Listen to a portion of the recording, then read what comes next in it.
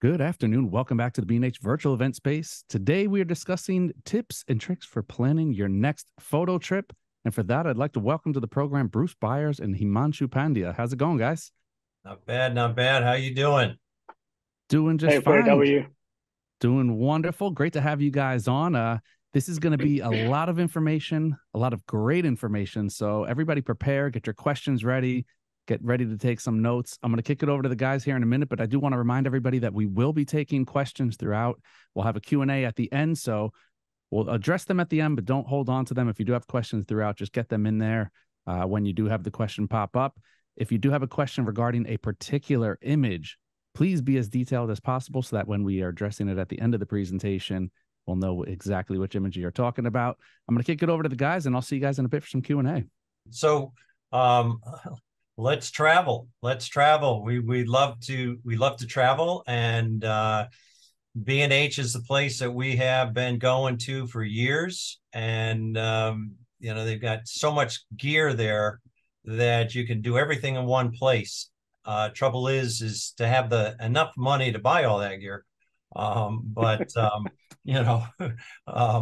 We have more images to show you today, and we'd love to talk about images and show you images.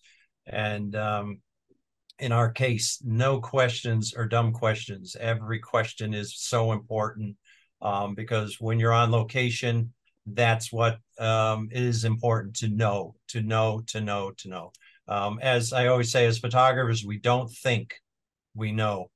So I'm Bruce Byers, and my partner in crime is with me today.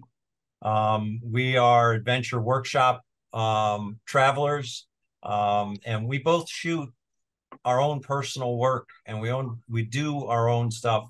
And for myself, I shoot what I love to shoot, and I've done assignments my whole life. So I've had a lot of people telling me what to do, but when I travel, I want to do. Himanshu, how about yourself there? What is your what makes you love so much about this travel? I mean, travel photography has been the lifeblood for many, many years.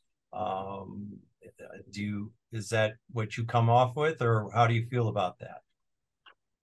Well, travel photography for me, growing up in India, and it's so much diversity in culture there, and living in different cities, states, villages, it always fueled me with exploring more diversity in culture. So traveling for me is kind of always a thing, and it turned me into a travel photographer. And I shoot for travel magazines like Lonely Planet magazine. I've been shooting for the last 10 years. I work for tourism boards, and I really enjoy shooting travel. Right. Well, I want to get into some of these types of images, and we really want to thank you for joining us. We're telling you tips and stories from our end of it, and everybody's got their stories. Some good, some bad. As a photographer, I have been with the camera since I'm about 8 years old. So it's been my love of life, having dark rooms since I was 10. And one of the big things is turn around. I bet you the photo is right behind you. And this is a perfect example. I was watching the changing of the guards, and there must have been 2,000 people around me, the castle, everything was right there. And I turned around, and the Trafalgar Square guard walks by with absolutely nobody there. So I didn't even know it was there until I turned around. So what I was talking about here is, again, this was right behind me, and the other side of me was 2,000 people with the changing of the guards. And if I had never turned around, these guys would have gone by. I'm Bruce Byers, and one of my travel company is Camera Odysseys, which literally takes myself and other photographers around the world. And the biggest thing for me is to make people smile. And it's just thrilling. It's my gift. If I cannot give these kids anything else, if I can give them a smile, it's made their day. So I feel that I'm a documentary environmental portrait storyteller. And the big part there is bring home the story. In Bangladesh, the children in the classroom, I literally have 30 seconds, if less, to take the pictures. 100 kids scrambling to have their picture taken, and it's a matter of being on point all the time. Bhutan with the mother and his child. Pakistan with this was our security guard. He's standing in front of a advertisement for a grocery store. In India, understanding the culture and figuring out why are the women in the luggage car, or they're in the luggage car because of safety. So therefore adding the word luggage and the women to it makes the story. And then a lot of people say, I come from New York. Oh, that's an incredible place to shoot. Well, it is, and it's my backyard. So for me, travel is not only to the other side of the world, it's to the bottom of Manhattan. And then scenics, and the culture of Bhutan, just standing in one spot and watching people you can create. Working in Cuba with the Cuban artists is just amazing, the way I'm able to tell their story through their art. Take it away. This is a complete different approach. Hello, everybody. Thank you for joining. My name is Himanshu, and I operate under my travel gigs. We do workshops, and yeah, I basically, as I mentioned, culture is something always captivates me, and I'm a cultural explorer, travel and tourism, automotive and lifestyle photographer, and basically, as we get into different kind of cultures, and this I call a kind of a perfect picture, and I shoot documentary style, and it's like men, women, food, and culture all in one shot. And I love freezing this kind of moments, and always chasing this kind of moments, and always looking out for it. As far as I like shooting people and culture at the same time, landscape is one of my favorite thing to do, and especially minimalistic landscape, which is more towards meditative, kind of captivating that sense of calm and peace. Along with landscape, I shoot automotive too, because I shoot for tourism board. That's the part of entire spectrum I have to shoot, and I love shooting wildlife. But for me, wildlife is not just capturing creatures just into the frame, and it's more like I demand a response. I demand connect, and that's what makes me looking for that connect, and that makes my photograph. What I mean is a wildlife photographer. And moving ahead again, this was in Dubai when this was kind of a mystic dance from Middle East, and I love freezing this kind of moment, and stealing that perfect moment, the essence of mysticity. And again, this was playing with colors, as India has a lot of colors and culture, and their day-to-day life is so colorful, and I love taking this kind of shots, especially in destinations like Rajasthan. Again, coming back to Bruce's point, as New York is also happened to be my backyard, and in that hustle bustle of the city, I always look for that quiet moment, and this was in the Staten Island Ferry. I enjoy shooting in New York.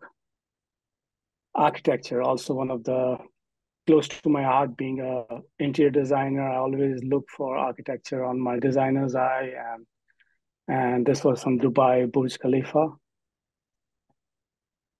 Moving ahead, automotive. So automotive for me, again, it's of a different kind, in the sense I always do outdoor automotives, and that again comes back to combining travel and automotive. And I always love shooting cars in outdoor settings, especially in the landscape like this. This for me is the more landscape and automotive together. That makes me that makes my shot as the automotive.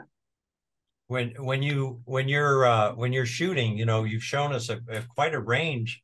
But when you're shooting, do you think of all of this all the time, or are you able to isolate, hey, I'm just going to do cars, but then you've got the landscape to think about? It seems like you work on that whole frame of your photograph in everything you do. It just depends on what you're doing. If you're doing cars, you're doing tourism, but it seems like you hold the frame, so your story is a lot than just the car. Yeah, it's always, especially, and as you know, when we travel, it's nothing. You should not go with any set mind and what you're going to get there, and you always, what you get there is going to surprise you, and you have to be ready for that. And I always look for that particular. Wherever I go, there's always a potential. It's just a question of what are we paying attention to it. So Well, the fact is, you just said paying attention comes to our next point, which is travel prep. And we all prep completely to our own liking, to our own comfort. I always say to myself, you know, I find it interesting, for the years and years, I never sit down and write out a list. I never say Leica M6 with the lens, I pick up the Leica, I pick up the lens, I pick up the battery, I pick up the card, I pick up the film, depending on which body I have, and I put those together as if I was going to walk out the door to photograph. So they don't go into my camera bag until I've got all the pieces. And I found that making a list ends up forgetting something. all You of know, it. it's kind of tough to be in Bangladesh, sitting there watching this, you know, incredible image to me happen, and I'm shooting. I want to shoot in black and white, and I shoot film, and I forgot to put the film in because it wasn't on the list. So and this is funny. I mean, this must have been absolutely crazy shoot. I happened to look into the itinerary and figured out that okay, we are going to cover a Thai New Year, and they celebrate with water, and I'm supposed to be there for half a day with my camera, where people are going to shoot me with the water cannon, and that's where I think places like B&H actually comes handy, and you can just go there and grab one of the cases. But this first shot, being a photographer, how much ever you are prepared, but the first instinct goes to take care of your camera. And although I have the cover on, I see these guys shooting, and I You're go hiding. behind yeah, I'm hiding. But then I realize, oh, wait a minute, I have the cover on, and that's where I started shooting the entire action all around. So it's very important that you understand where you're going, what you're going to do, what you're going to get into it, and are you prepared for it or not? Sometimes it's very important. Well, you know, it comes down to, how do you decide where to go? How do you pay for it? And then after all this is decided, what is expected from you? I mean, you know, you've been in India most of your life, and then you come to New York. Well, For me, two different worlds. What yeah, makes you go to where you're going? I live a nomad life. That's a different story also. Okay? That helps me becoming a good travel photographer. But most of my work is assignment based. My travel is more assignment based. So definitely, whether magazines or tourism board wants me to shoot, that's mostly decides where I'm going. At the same time, I do extend my trips if deadlines allow me to submit, because I do go back and work on my images and submit the print ready images. So otherwise, it's mostly it's the assignment which decides where I'm going, and that takes care of Actually, of the how to of pay the for it? payment, pay for Yeah. it, and there's. But at the same time, sometimes I love to extend, and then always your airline miles comes in use, or your savings maybe comes in use, and you should always have that saving and and plan for it if you're traveling and if you want to travel. Right, How right. about you? Well, a lot of the times, my photographs are on my own. Like I'll do a medical mission for 8 days, and I'll do all the required images and all, but then I will go outside of the hospital and I'll walk the streets, and I'll be able to do my own work. A lot of the times it relates back to the mission or back to the assignment, but it's called keeping your eyes open. You know, it's not just looking at the child in the OR. Where did that child come from? Where's his culture? What's his lifestyle like? So that draws me out, outside of the assignment. This in particular, just standing there, and I realized these donkeys are going to come back and forth, and just being there, and just being part of it allowed me. So the location drew me there, and then the experience of waiting for it to happen created this image. You know, a lot of the times my gut instinct, you know, I've got postcards there. What are you talking about postcards? Well, when I get off an airplane, there's usually a whole bunch of postcards in the airport or in the shops around. Those postcards are showing all the quote tourist places, all the kind of places that you should go as a tourist. Well, I go to those places and then step outside of it, and usually I find the people living the real life around supporting those tourist spots. The internet, which, you know, you can find just about anything else. Listening to podcasts and talks like we're doing right now with B&H is fantastic. You can learn a lot from other travelers. Funding my trips has been assignments. Fundraising, literally sending out pictures to people and say, hey, I'm going to go do this in Bangladesh to help some children. Will you help me get there? And a lot of people that I've known have supported me, and it's fantastic. I've done a number of books, so the drive to do a book has funded it. Now, we will get into books and shows and stuff in later talks, but you can make money off of books. Not always, but there is ways. Kickstarter. Again, your traveler friends, and also take a workshop. You know, Workshop. want a workshop. You know, you learn a lot from the workshop. You know, even though say, oh, I know everything. Well, go on a workshop sometime to a place that you really want to go to that you don't know anything, and then go revisit that place, and it's just amazing. And then, of course, you got to agree, our passion to travel. I mean, if nothing else gets us on the road, I don't know what. Tell me some of the, you know, you kind of go down the list here. These are kind of things that I'm thinking, it's kind of in the back of my mind all the time, but you know, run down the list here as to important. Yeah, so I think if we have to list it down, it's like, let's start with insurance and insurance. Do you need insurance on your gear? Maybe you need insurance for your travel, your health.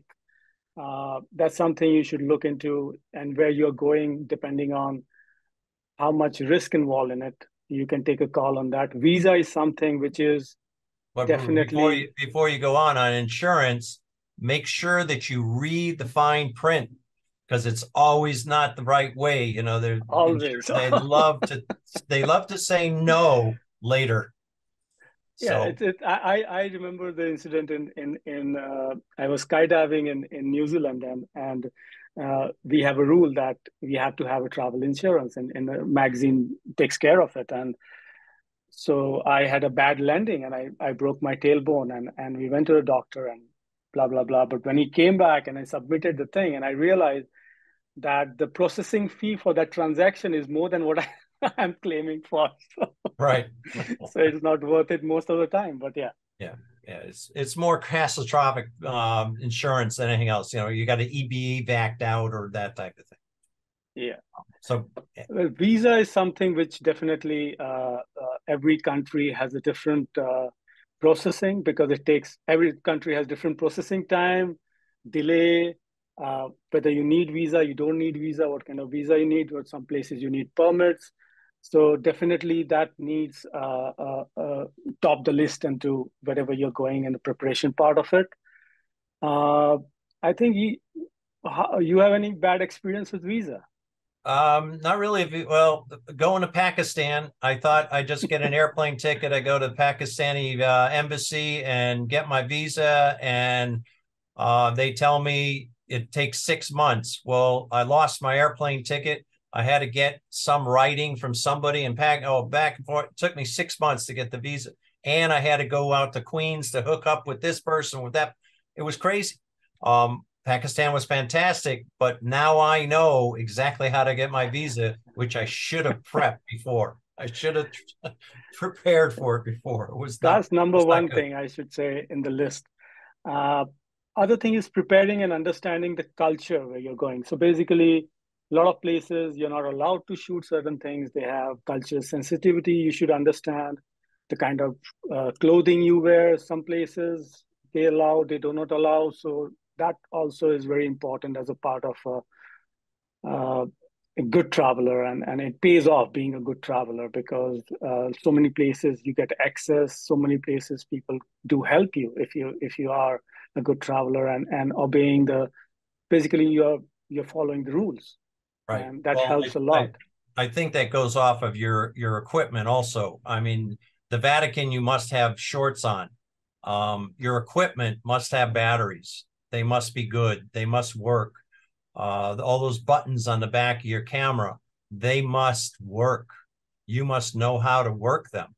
Well, take some photo walks in your own neighborhood, play with your cameras, work with them, take 500 pictures if you have to on 27 different settings to make sure that when you get off the airplane in this fantastic place you're going to, your equipment works. Yeah, and you may not find the service center out there. You may find Right. it in New York. So Yeah, there's no B&H in Bangladesh. I wish there yeah. was, but there isn't. I wish it was in Mumbai. I always used to have an app when I was in Mumbai, and I used to order it, and there's always somebody who's coming from US. So I used to always get stuff from B&H before even being here and coming to B&H. And I remember my first day in New York, and I spent the entire day in the store, just like a candy store to me.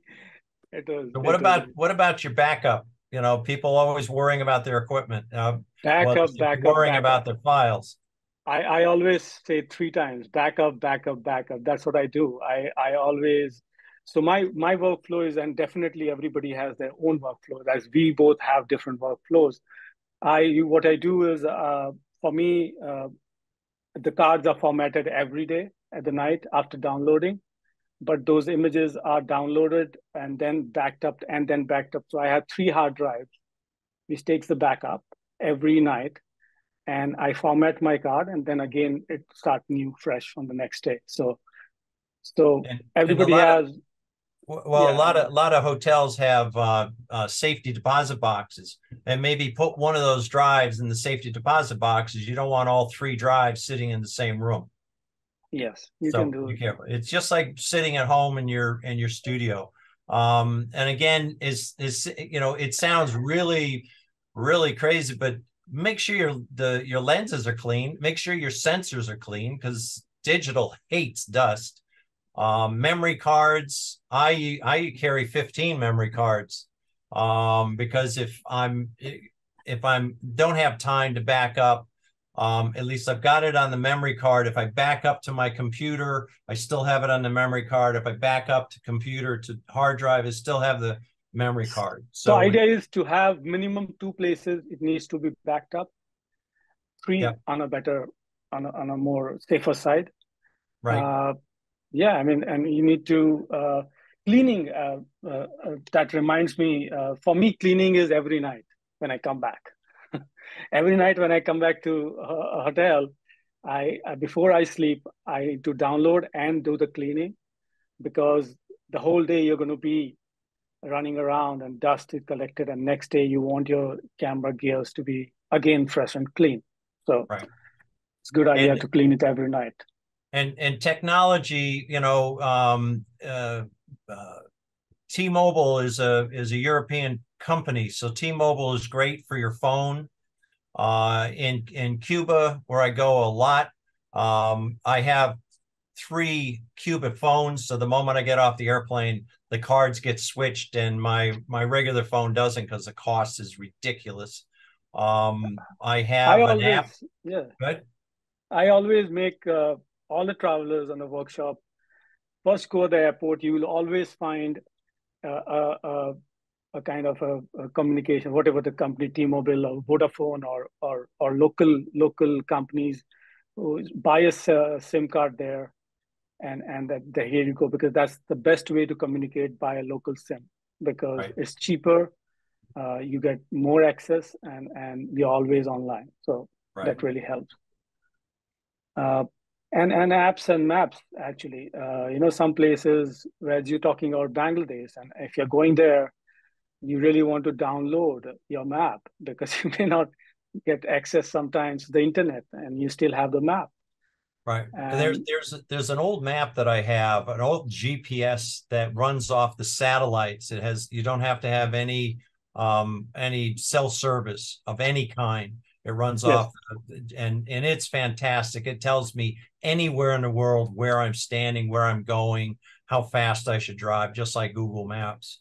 One of the big things, with stuff that's going on in Ukraine, stuff that's going on in Israel, pay attention to the requirements of those countries. Pay attention to the warnings of your own country. And I'm assuming there are people from all different countries here. So everybody's government is going to warn them. They don't go here, don't go there. You don't want to get stuck. Release advisory. Yeah, don't want to get stuck. Your health should be good. Your health you should, if you have to get that tooth fixed, get the tooth fixed before you go, because 9 out of 10 times I've had broken teeth on the trip, and it's not fun. It's really not fun. And also, whatever medication, your daily yes. medications you want to carry with you, whether you need any specific health requirement, whether you need to have an emergency, if you need to have any emergency contact out there where you're going, do you have anything where you can reach out when an emergency happens in health wise, or in other way you need to know even the embassy around if Right. there's something goes wrong. Well, on your medication side too, is to take the medicine in the original container with the doctor's name, the type of Yes. medicine, because some of these countries will say, drug smuggling. What do you got in there? If you just have a container full of pills, you might lose all those pills, and if one of them's your heart medicine, you're not getting it in Bangladesh in the back bush. You're just not getting it. So, and again, with all the different countries that we've gone to, I've had an awful lot of different meals. Some really, really good, some really, really bad. So, But I enjoy local eating food. I feel the travel is not complete if you don't eat local. Right. Yeah, But you got to be prepared. You got to be prepared. Definitely. So get that diarrhea medicine that your doctor will give you on the way out the door. And of course, clothing, just figure out Google Maps, and Google will tell you what the temperature is during that time. Wear layers, make sure you have good shoes. Accidental Tourist was a movie probably 25 years ago. And the big line of there, if you think where you're going is going to be like home, stay at home, because it ain't going to be like home no matter what you do. After all the preparation, always prepare yourself for unexpected. And that's the Right. beauty of travel. Right, right. So, one of the very big things is, technical problems. And I have had this it's part of a huge magazine that comes out every day, and it tells me how to deal. And this particular day told me how to deal with photographic technical problems. And this is one of the best. To me, is one of the best. you know, but again, there are no stupid questions in photography. This is, to me, very funny. But putting that camera up to your eye, you can, oh, wait a second, I got to use the other eye. No, but however it may sound funny, we both are like shooting so much and so long. I always find I'm shooting something at night at the high ISO, and I going early morning, and I always forgot to get this ISO back on that, Right. and my shot is blown up. Right. So yeah, Why isn't my camera working? Why is my camera working? Well, one of the things, when we're talking about Google Maps is I had a mission to Bangladesh, and I was staying in Dhaka for a couple of days, and I knew that Bangladesh had a lot of water. So I love the boats, and I always figured, okay, so if I go to Google Maps and I go in the port in Bangladesh, well, there's boats.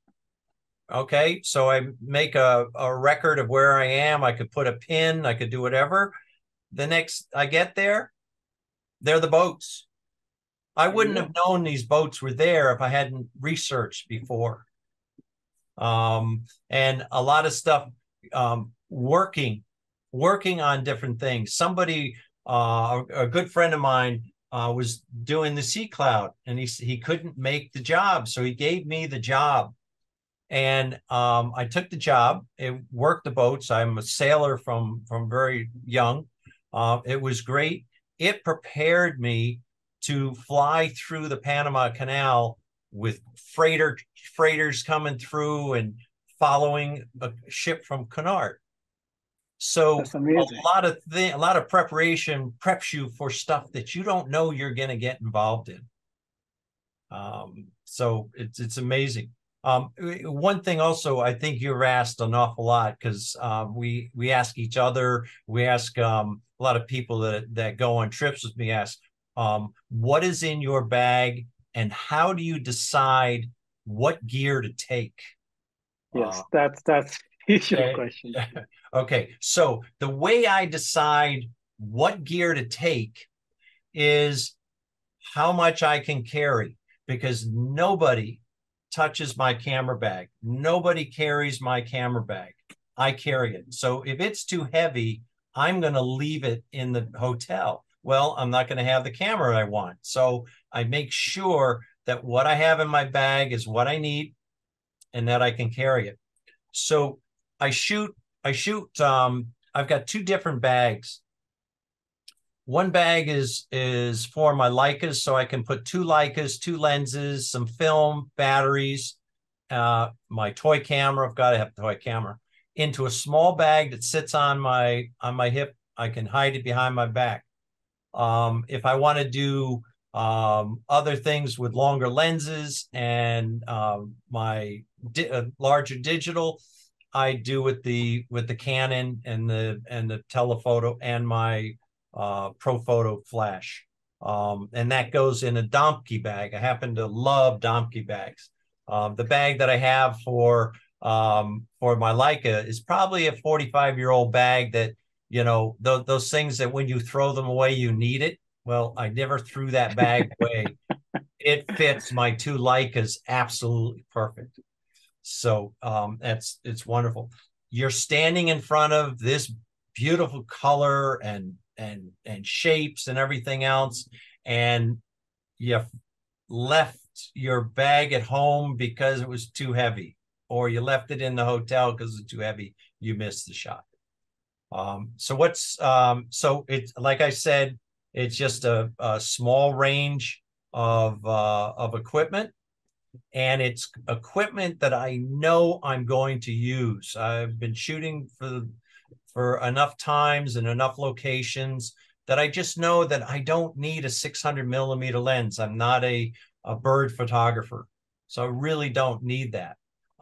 If I wanted to extend my 70 millimeter or my 70 to 200, I just get an adapter, and it's about, about that long, and that fits right in my bag. So what's going on with your bag? Yeah, it looks fat. It looks quite fat. Yeah, I do Right. carry two bags. The other bag is in my checking bag. But definitely, as my spectrum it covers from automotive from wildlife to everything. So I need to carry long lenses. I need to carry. So I carry two bodies. Your 24-70, 7200 all the time, and I basically don't carry what you see, everything on that particular day. What requirement is, I look into the itinerary, I see what I need today, and depending on I have other bags which I carry. But it's important that you have you spend a little more money and stay in a good hotel. So you can actually leave your cameras, the gears back down there. Yeah, that you're not And going to so use. Yeah, it's a great idea. yeah, so yeah, I have Nikon D850, D810, 24-70, 7200. Macro I carry, and 200, 500. What I love, DJI Osmo Pocket, which it's a small, fits into your pocket, and it takes video. Now new one is 1 inches sensor. The speed light has been 900 is good. Batteries, chargers, power bank, etc. But I don't have one body which I just got. I just ordered yesterday from B&H. I ordered Z8, uh, and it's a good deal going on this week, and that is Right. not there. Yeah.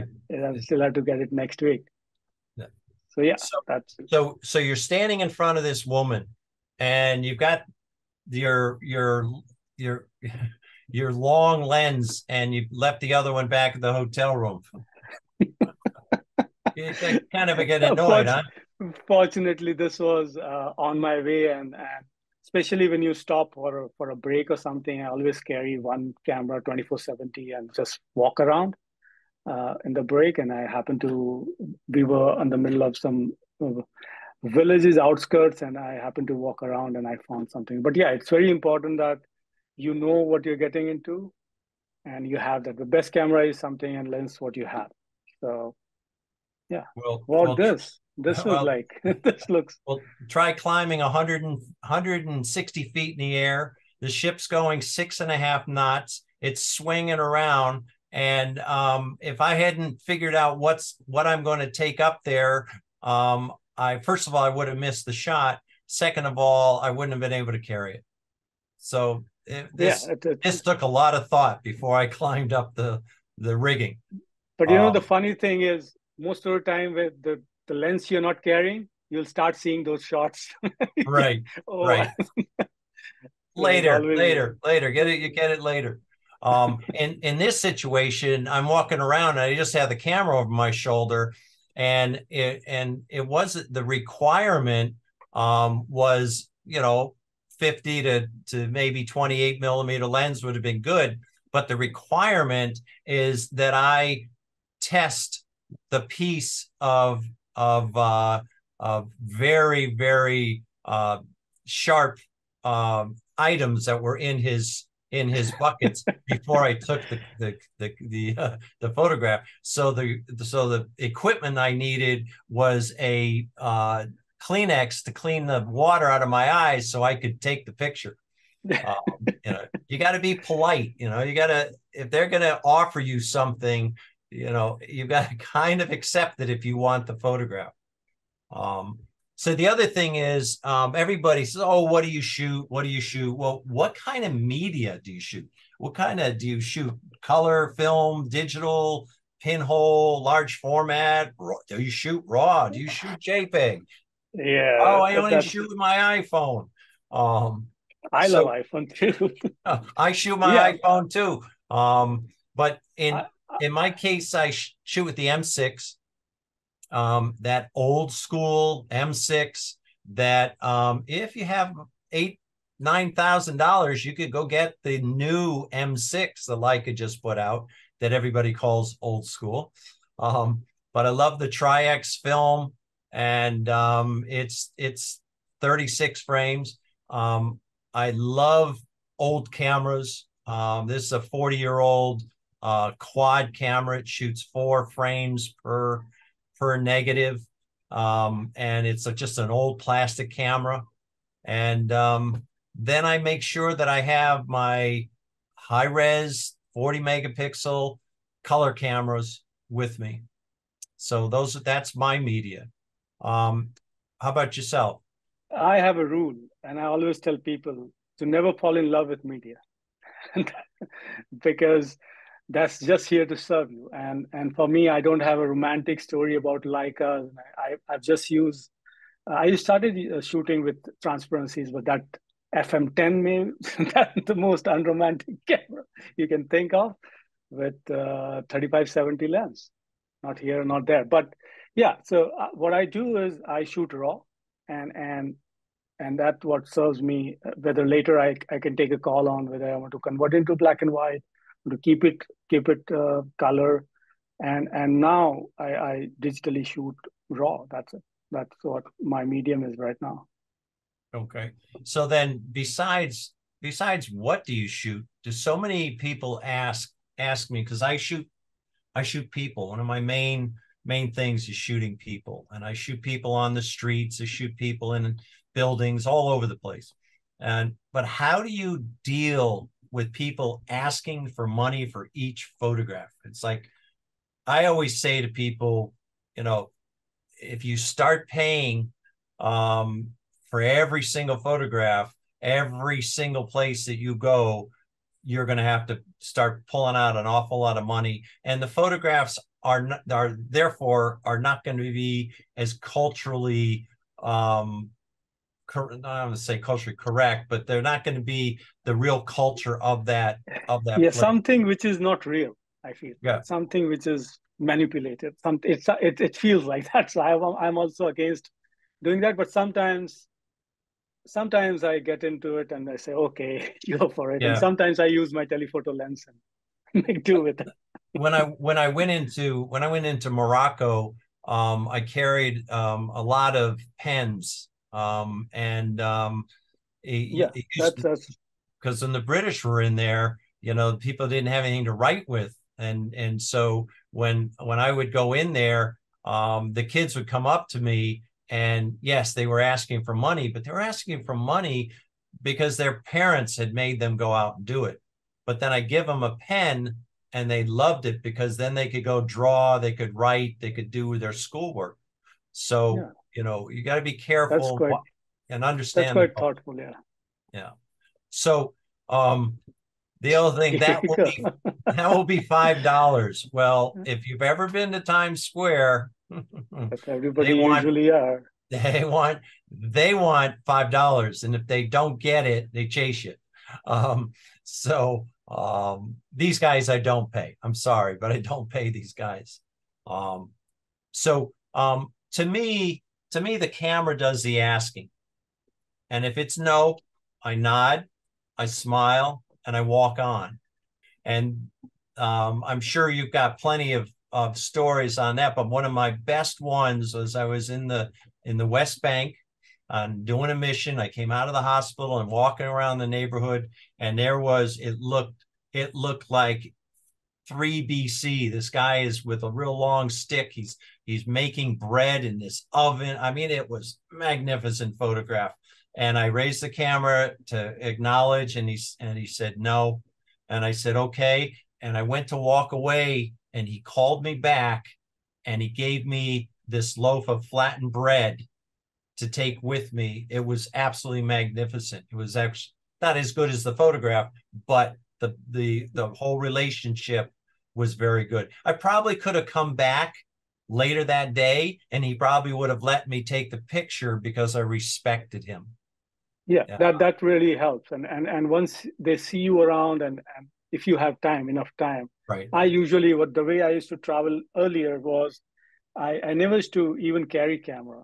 First, you go around, just look around.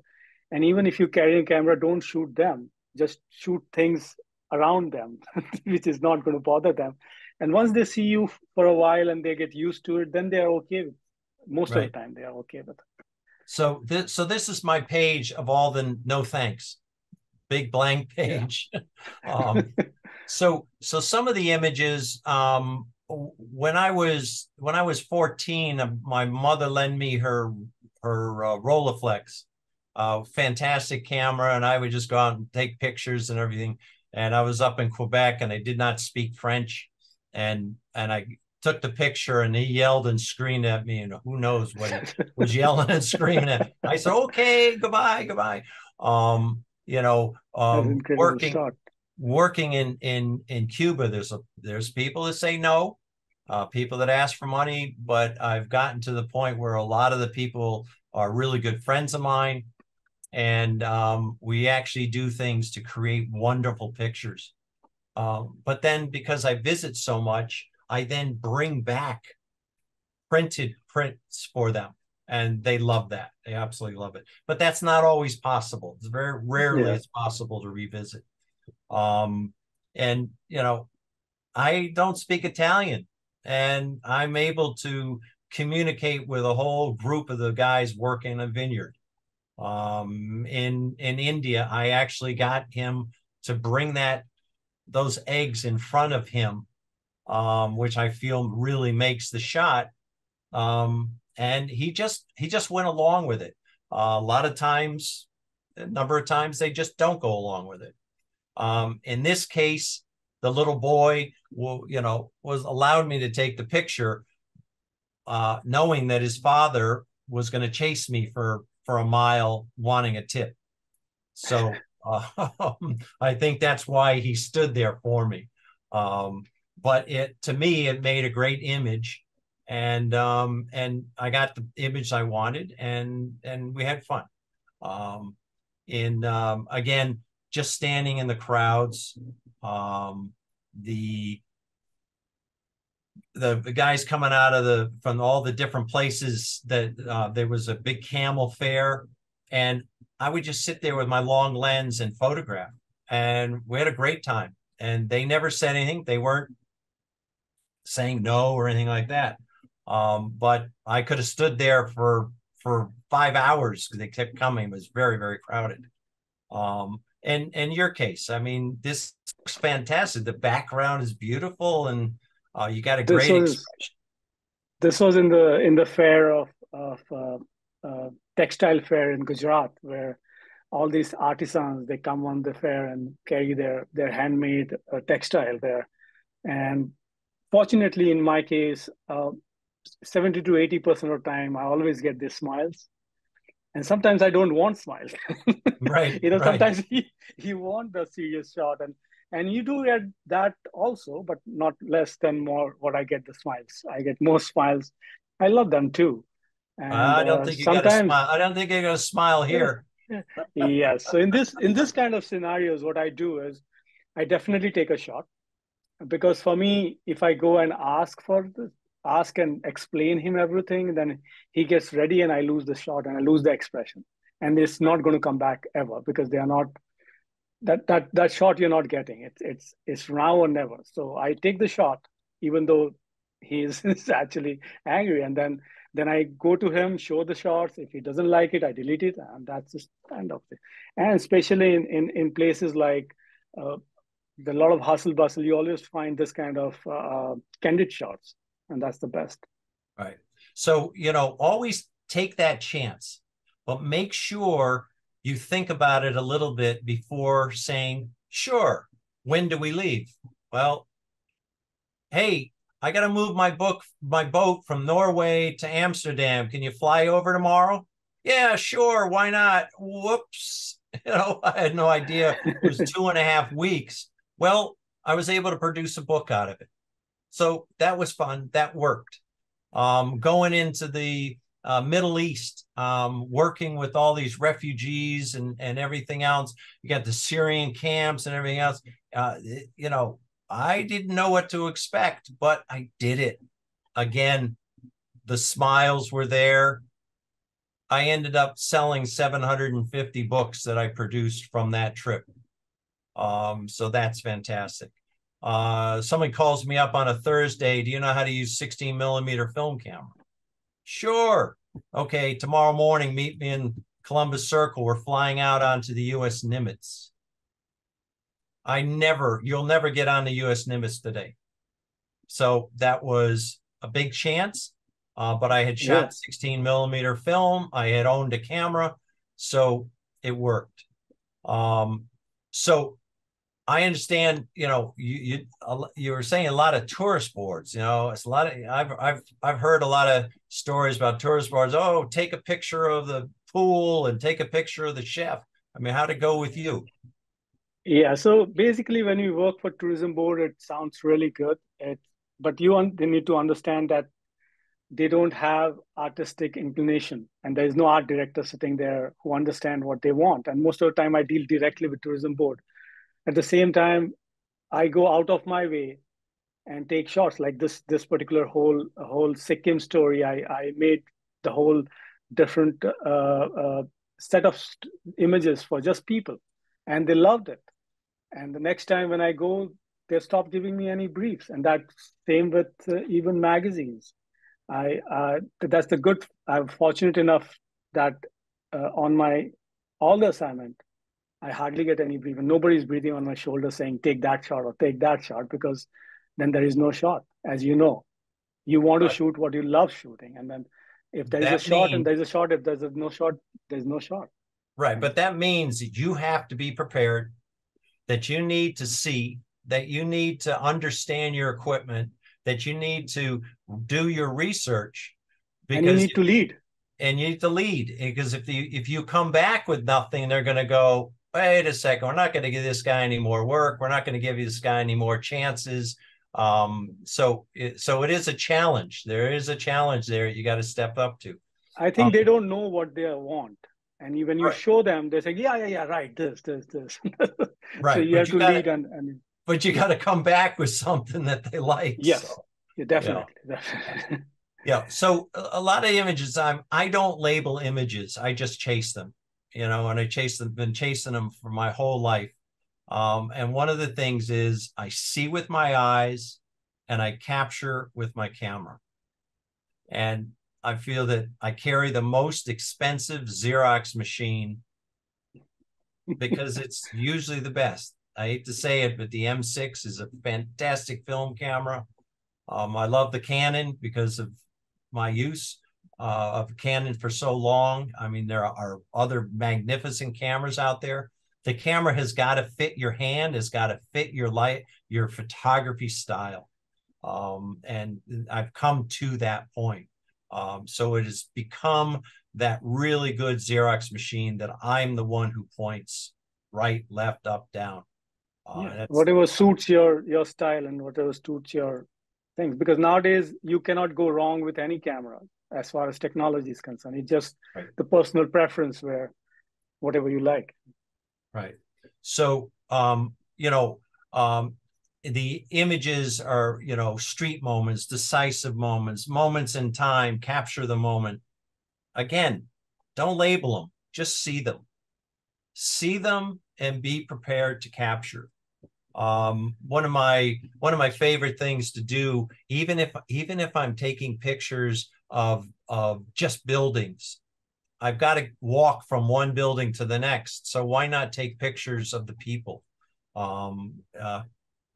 The wonderful, wonderful night, you know, that mist, that dusk, the movement of the horses and everything else. Vienna is a wonderful place, and just to stand on the street corner and let things happen. I love these in Venice. I love the puppet, the figurines and the windows and everything else. So I would literally just stand on that corner And sure enough, the two people walk up and they just stand in front of me. And they made the shot. To me, they made the shot. I mean, I heard people say, "Did you set this up?" And I look at it and go, "How in the heck could you ever set that up?" You know. I always get that question. Yeah. If this guy knew I was, can you stand there like that and have your wife look the other? No, get out of here. You know, they'd walk away. And if you go to a baseball game and they're giving out umbrellas, make sure you take one, especially if it's umbrella night, because it's usually gonna rain, but it creates wonderful photographs in the rain. And again, this is home. This is home. Yeah. And again, This I is think home this too. is home too.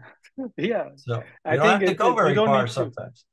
I think that you have to prepare yourself and go around in your neighborhood and shoot. So when you go on a travel, you are up and ready. I think it's very important, and shots are there. It's not that you need to go to Vienna or Japan for that shot.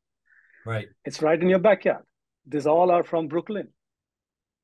And the other thing is like, if you can create it here, you can create it anywhere. So yeah, it means that if you can create stuff at home and you've got the practice and you're very comfortable with your equipment, you're comfortable with seeing, you're comfortable with walking down the street and with your shoes and the different clothing that you're wearing, it's not getting in the way of your camera, your yeah. camera bag. I feel when the camera disappears, Right. then you start seeing. Right. If still you're fiddling with your camera and the camera exists and you can't see. The only thing you'll see is the settings in the camera. You can't see anything else until you find it. Right. So in creating images, just going down the street in a car, looking out the window, it just gave me the opportunity, setting myself up and hoping that someone sticks their head out.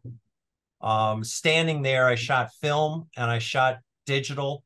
They didn't move. I just had to make sure that I was in focus, and that was it. In this case, yeah, I think this crazy. All it is crazy. I could just say this is crazy. this goes, a lot of planning goes into this. You have to hire the balcony. Local people do let you hire their balcony, and you have to be ready because these bulls are not coming back. They just go Right. one time. This was in Pamplona and the Sant Fermi in Bull Run in Spain, and you have to actually take few shots and see the exposure, see if you're liking it, not liking it. Be prepared, because when shot is going to happen, you have no other second chance. Right. So you have to be prepared for it. Right. This was again the middle of this choppy sea. You have to be prepared. And Japan, again, that's another experience altogether, shooting geishas, and especially people wanted to take selfies together. Now I think Japan has, a year back, they banned selfies with geishas, and they will not stop, they will not talk, they will not pose for you. So you are walking and shooting, and that's Right. if you want to shoot them from front, you are walking back and shooting. So I've always wondered what type of images get me to raise my camera, and I've always wondered for other people. To me, again, it's the moments in time.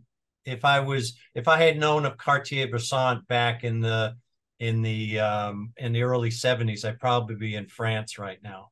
I just think that walking down the street and seeing 360 degrees, seeing what's behind you, having your equipment just in your hand is very wonderful. Again, this is working with film.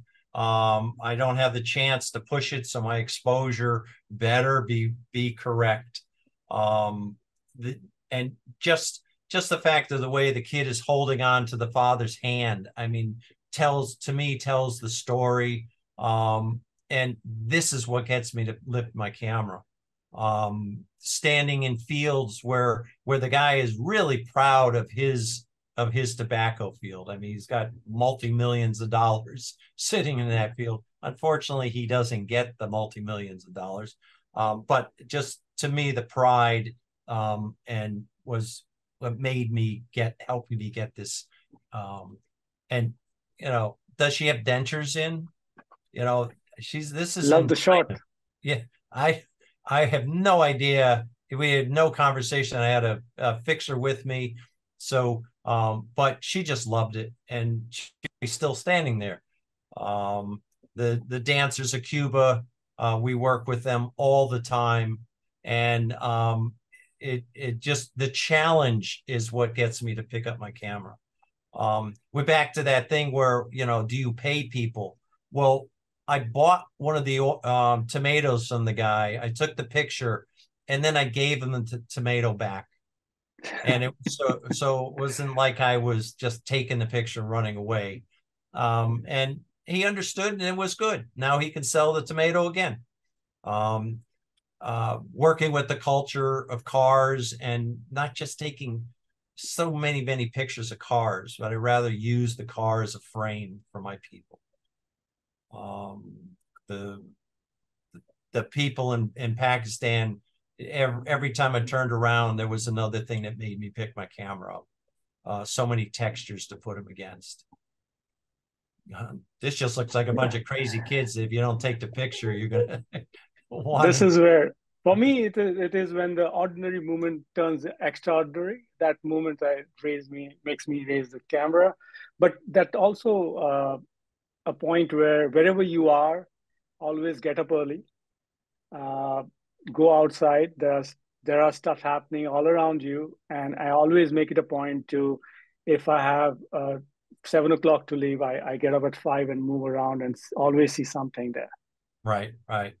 So a lot of the times when I'm on location, I stand in a great vantage point, and a lot of times I wait for it.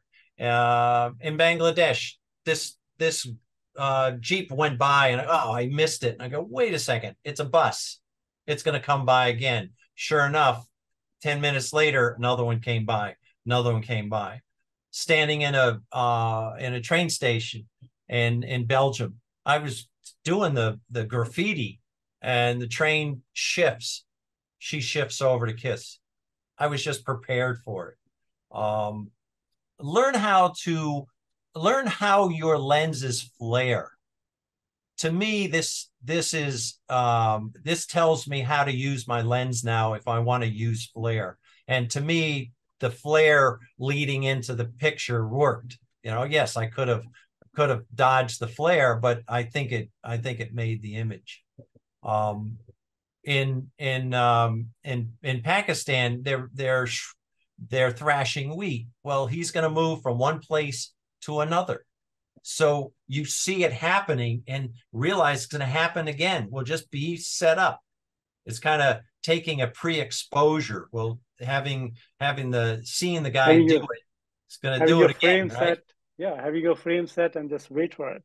Wait for that moment. And shooting cars. There's many parts of cars. You can just, and eventually that right shot is going to come. Yeah, talking about setting your frame and waiting for it. I was just waiting, and in Laos, this Buddhist monk come in the morning, and everybody sit in the line and give them some food. And I was just waiting for that push, which I got in the center of that hand pushing the vessel. That makes the whole shot, and that turned out to be an opening spread of the story. So you have to wait. And here's again, you want sunset in behind, and you want exactly the same time. You have to just keep waiting, let them. This was with tourism board, so obviously we have hired them, and they have to keep back and forth and wait for that perfect moment to take a shot on the salt flat. This was again in Oman, and I had to actually set myself on the top to get this amazing landscape, and I was just waiting for the car to pass by. So it always pays off when you set the frame and wait. So the other thing is personal projects, and one of the big things that we're trying to get to here is that going somewhere to create a volume of pictures that you could use in a book, you could use in a show, but you got to think about it. During COVID, I worked with the nurses and photographed for 14 weeks of the nurses. I mean, unfortunately, it was, as we all know, it's just horrific time, especially in New York. Well, it turned into a book, and I ended up selling 1,500 copies of that book. But I had to do a tremendous amount of images, a tremendous amount of work to get there. This is a project you're working on, isn't it? Yeah, this is the project. So basically, this is in Gujarat, and this is the first city in India to become a World Heritage City.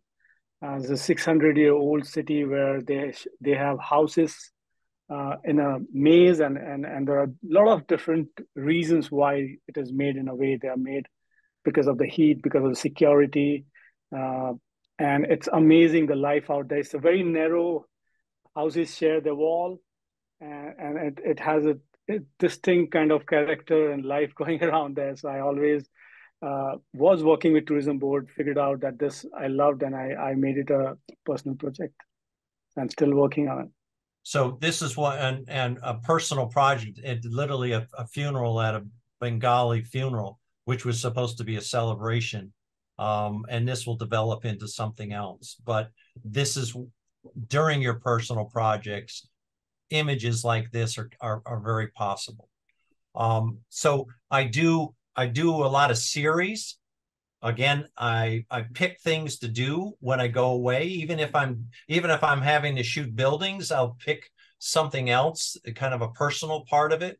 Flatiron Building, this was over a 2-year period.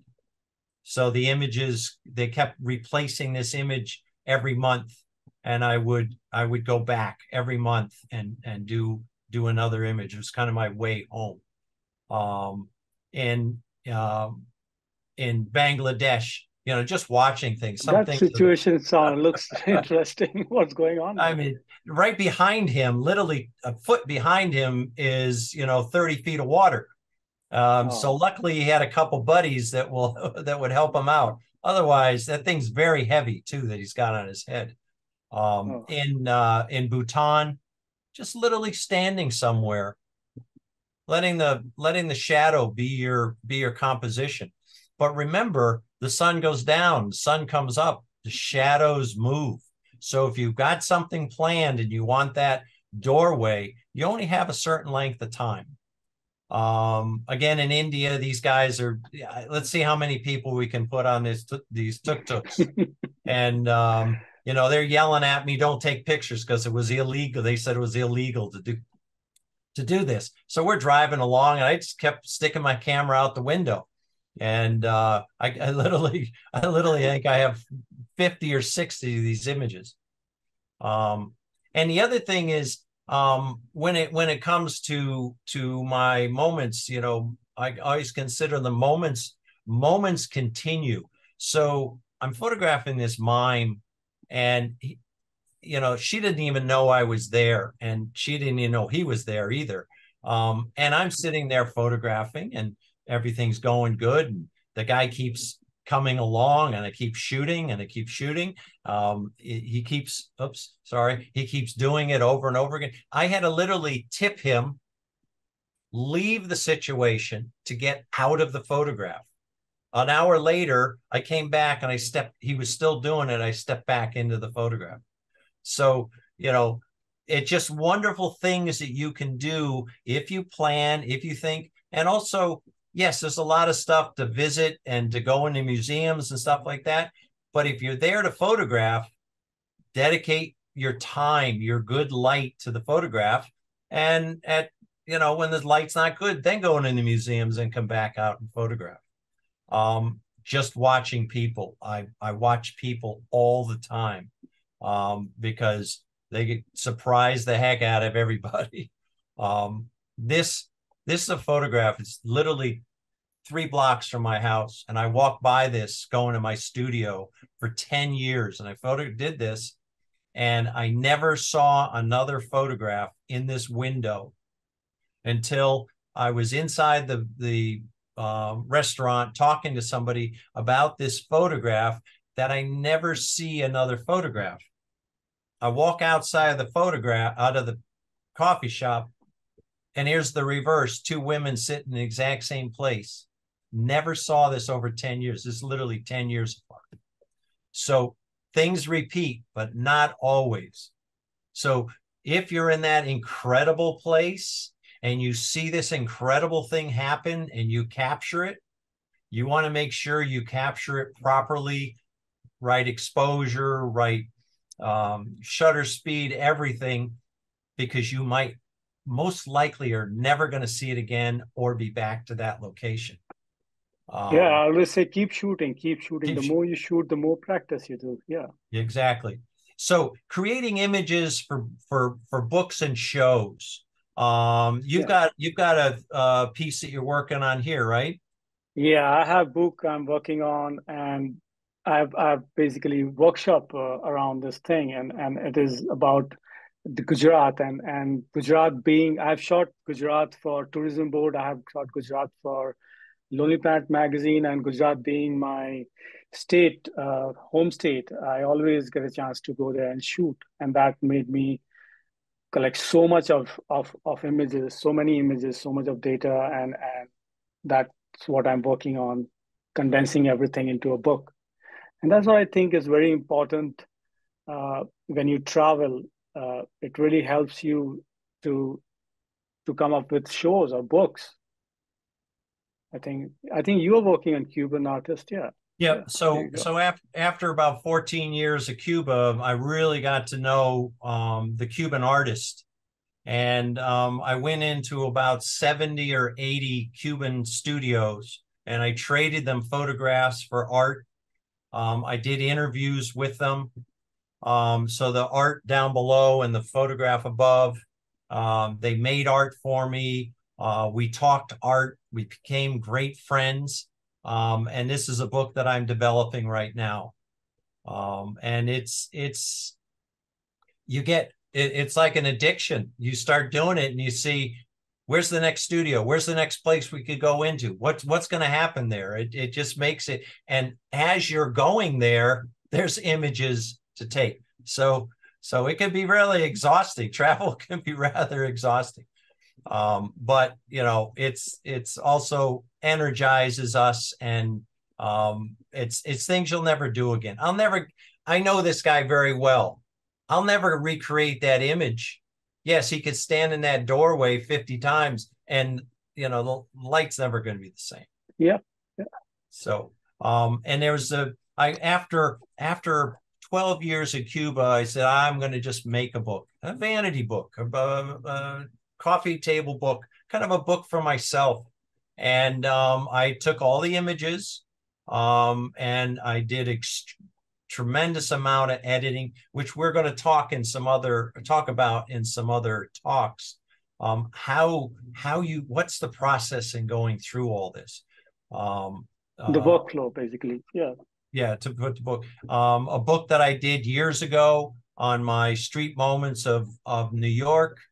But my style is street moments. So I had the material to do it. Get involved with medical projects. You'd be amazed the incredible places some of these people go and the incredible help that they give the people, which is the best part. And your images, if you do them right, will be very helpful for them to raise money for the next trip. Places, Bangladesh, the West Bank. I went into Pakistan. I started a cleft mission. It ended up being a water mission. So things change all the time. You got to be willing for it to change. You got to be willing for it to fail. Learn from your mistakes, come back going even better. But it just opens the world. So today is of course heavy social media. I'm you Camera cannot Artist ignore. and Bruce Byers, and you've got travel gigs, and I mean you just I follow think us, please. I think it. Yeah. Please follow us. I think it's very important in now day and age to have a social media existence, and I think travel does help to have enough of data to consistently post, and And I think I always tell them to have their own website because, again, this is not your platform, but always this is a platform you promote your website. So I think social media is very important nowadays. And even though you are still photographer, I mean, as algorithm is going towards reels nowadays, you can make reel out of images. I think we have one here, Bruce. Yeah, we have one right. This one here will show you. This is the way we advertised for an up-and-coming trip. Yeah, see, I've used all the images, and you can. There are a lot of softwares there you can use, uh, work around and create amazing, stunning reels. And you have more reach due to reels. And nowadays, that also is very important to look into. So other thing that we're really big on, and people have learned a tremendous amount on, are workshops. I've been to Cuba 3 times this year. We're working on getting into India. That's coming on 13th Jan. In January 13th, it's right around the corner. Yeah. I go into Cuba all the time.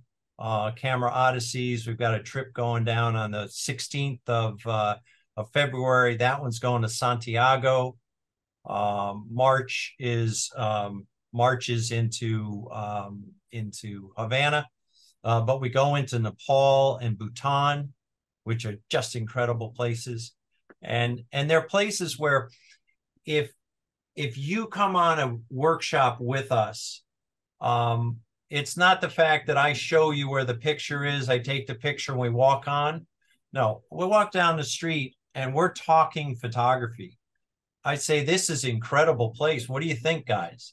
And a consensus, one person goes over here, one person there, and we all create.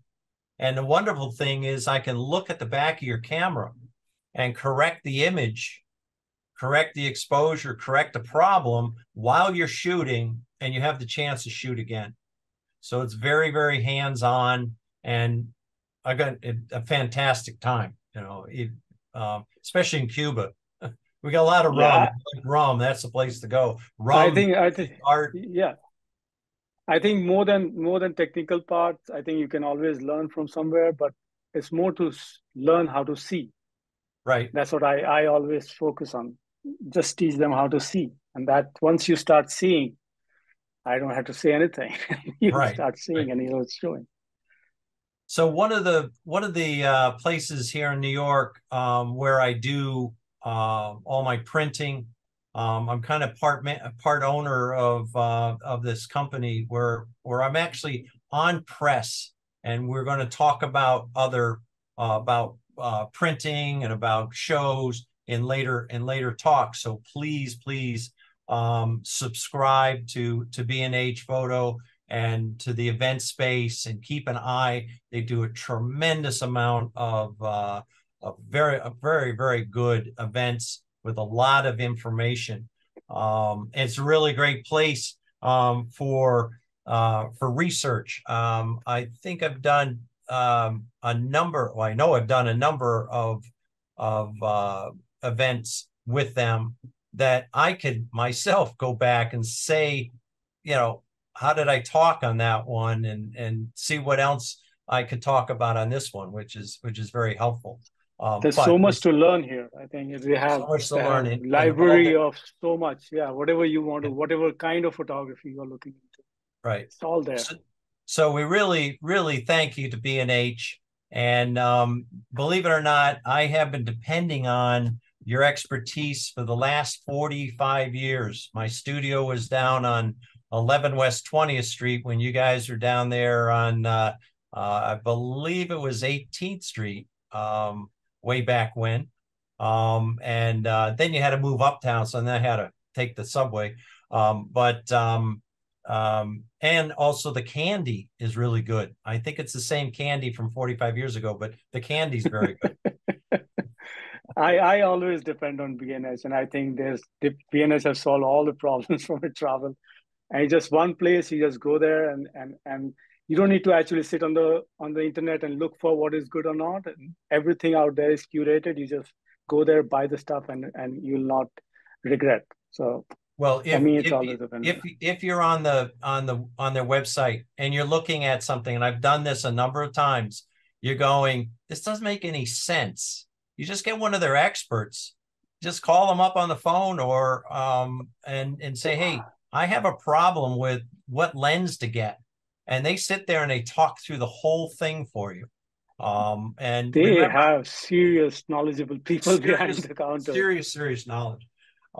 So it's really a good source. And this week is really good if somebody wants to go. I just got a deal yesterday. Yeah, the cyber deal. I got a camera. Good deal. Good deal. Yeah. So we would love to hear from anybody, any questions or things that you're concerned with, or anytime. All right, we'll open it officially up for questions. We did already have some questions coming in. We have a hello to you, Bruce, from Glenn Batkin joining us here on Zoom. Hey, Glenn. Elizabeth is asking, what is the worst and best trip you've been on, and why? Going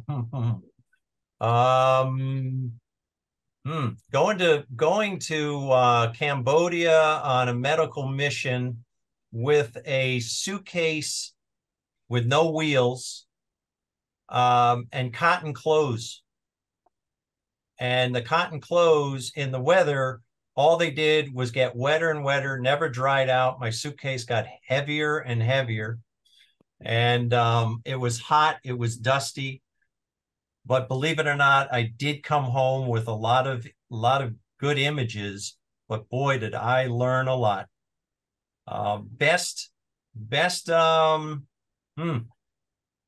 that's really hard, because I could sit down and talk to you for about 10 hours on stories of trips and everything else, because some of them start out with a 24-hour plane flight, and then you're so exhausted, and you get off, and all of a sudden the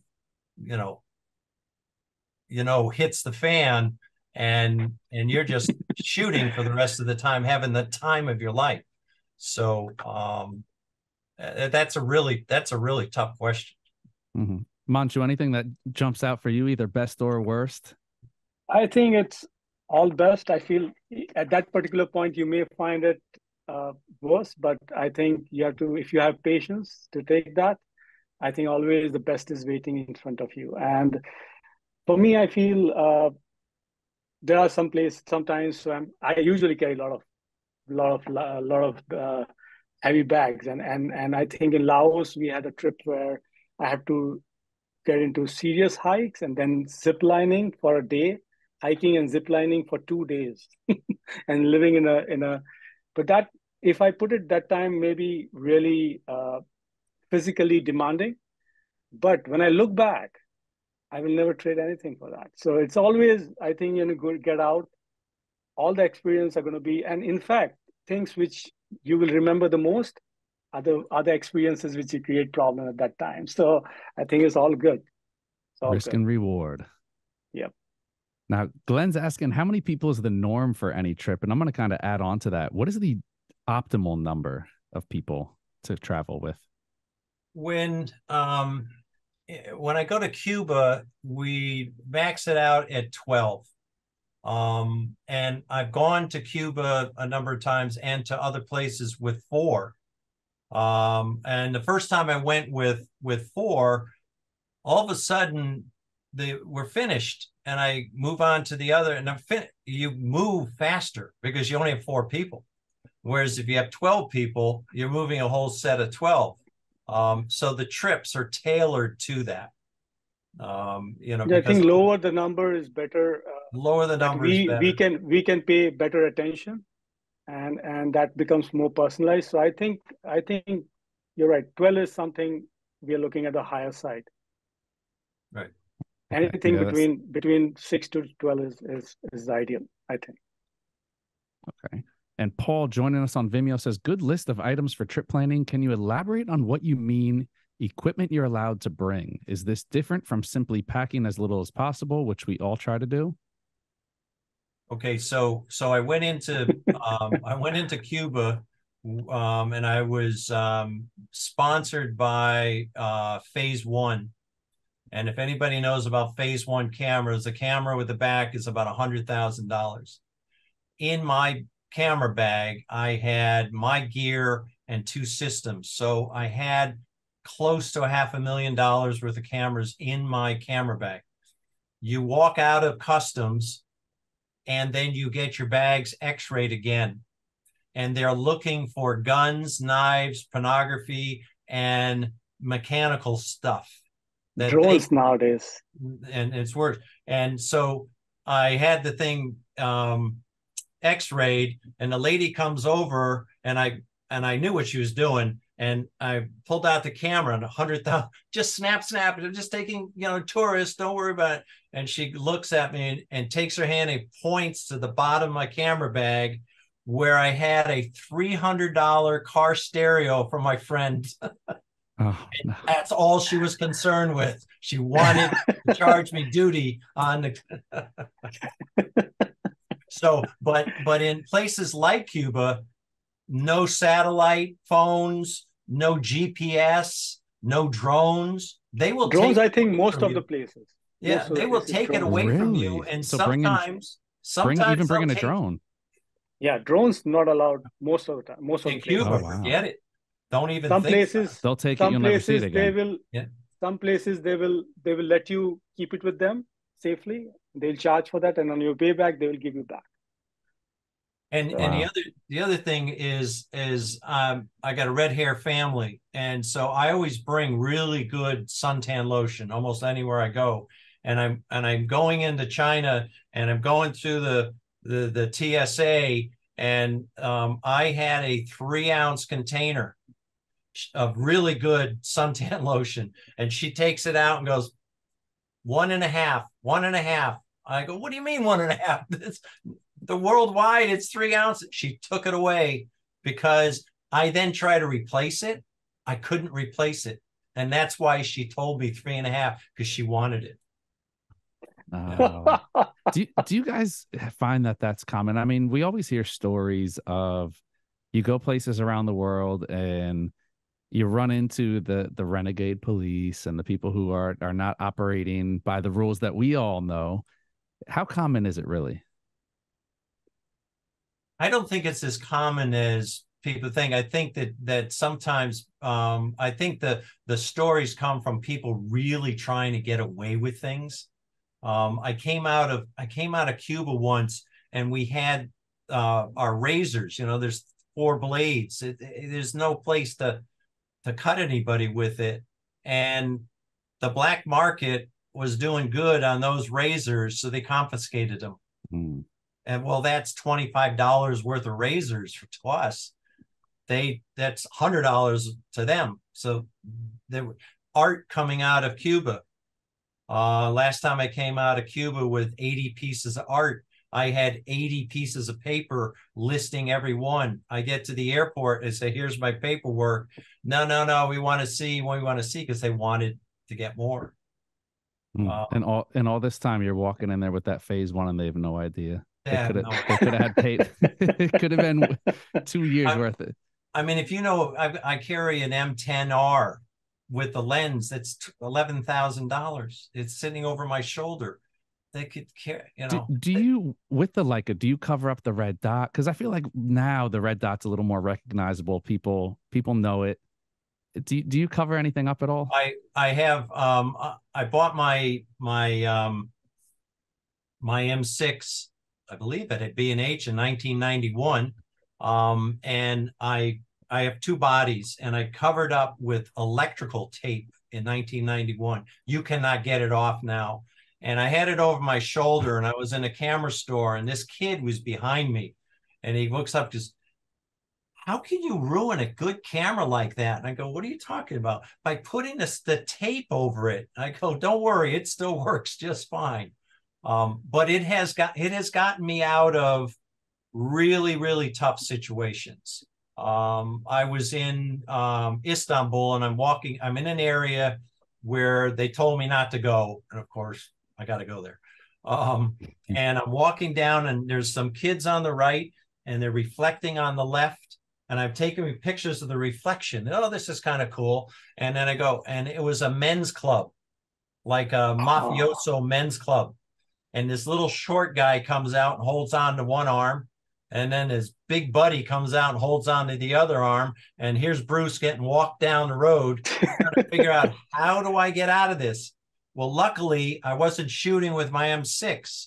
I was shooting with my digital camera, and I showed them the pictures, and I deleted it in the front of them. Their hands came off of me, and I took off. So in actuality, my cameras saved my life. Wow. Just because of that camera that I happened to have in my hand at that time. All right, we're going to, we'll bring it away from the legal stuff for a minute and get more to the business side of things. Woods Romer joining us on YouTube says, great informative session, joined late. So apologize if you guys did discuss this, but breaking into the industry, selling pictures, getting assignments, any tips for anybody who wants to get on assignments for magazines or any other journalistic ventures? I think today, and we're gonna try to put together some other events about making books and doing shows in galleries.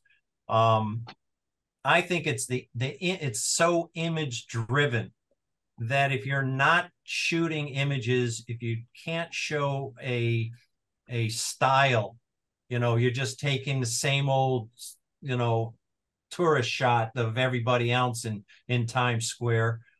You've got to get your pictures, and then when you do your social media, don't do it like everybody else does. Do it like a professional photographer. Show your work the best. You only have one first impression. Make sure it's the best. If it doesn't look good, don't put it up. Don't put it up just because it's some crazy thing. Put it up because the algorithm wants it. Don't put it up because I find it. I think a lot of calls I get from social media, like they look at my profile more than they look at my website. So Instagram has become very important, and I think if you are looking into working for magazines and all, you should follow all the photo editors of the magazines, and sometimes they kind of, to answer your question, and first to create a profile nicely, and then get in touch with them and just interact with them, and then slowly you get familiar with, they see your work, and then it's very important to shoot first, then they see your work, and then you get jobs. And also don't forget the US mail. Print a nice photograph, 5x7, 6x9. Say, hey, I would love to show you some more work, and send it to them in the mail. Find their addresses, because they're saying, the hell with that social media, and all of a sudden the mail comes in and goes, wow, that's really nice. I got this job. I'm going to call that person.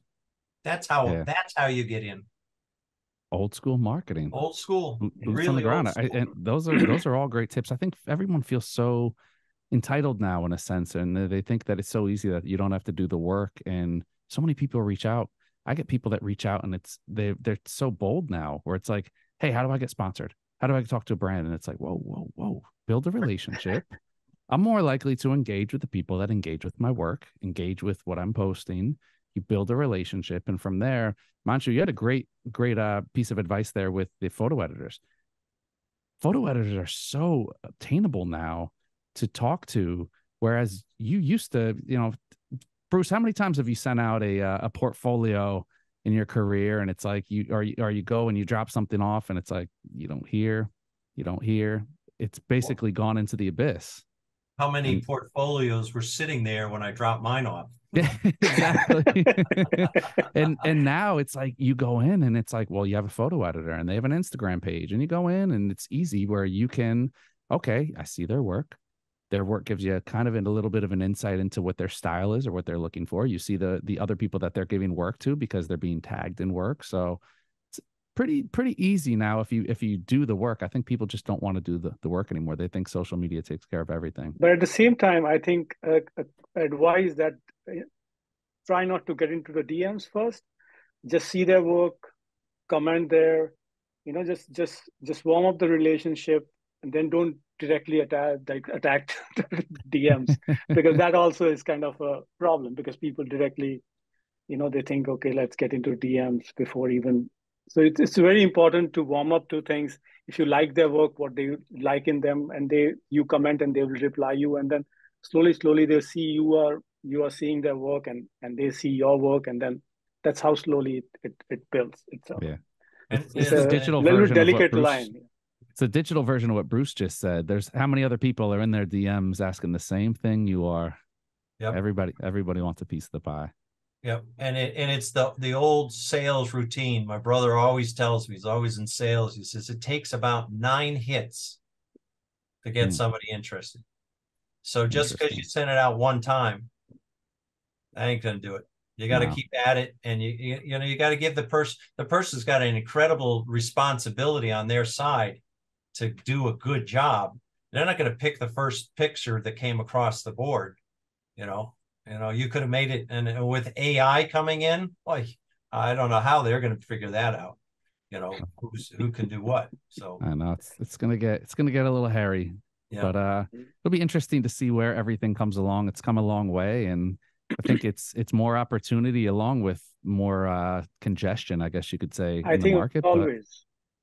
But, it's healthy. Just think about when the from film to digital came in, and then they were opposing that this is not photography. And it's always, when things change, there's always opposition. But eventually things always for good. I think AI also will settle down a little. Right now it's a wild west, but everything always works itself out.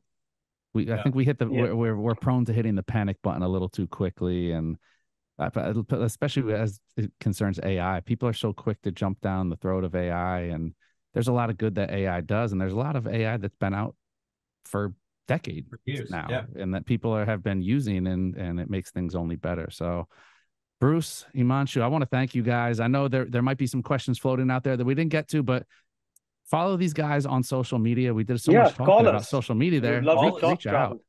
Yes. And don't slide up in the DMs and just asking them, hey, can I get we just gave you a free tip right there.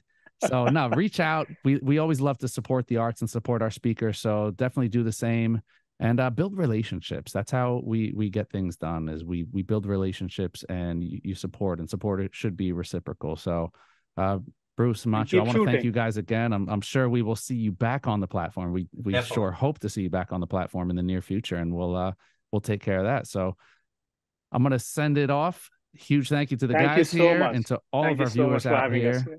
Of course, you guys are always welcomed on the platform, and to all of our viewers out there, thank you for tuning in. Thank you for your questions. And as always, thank you for your support. That's it.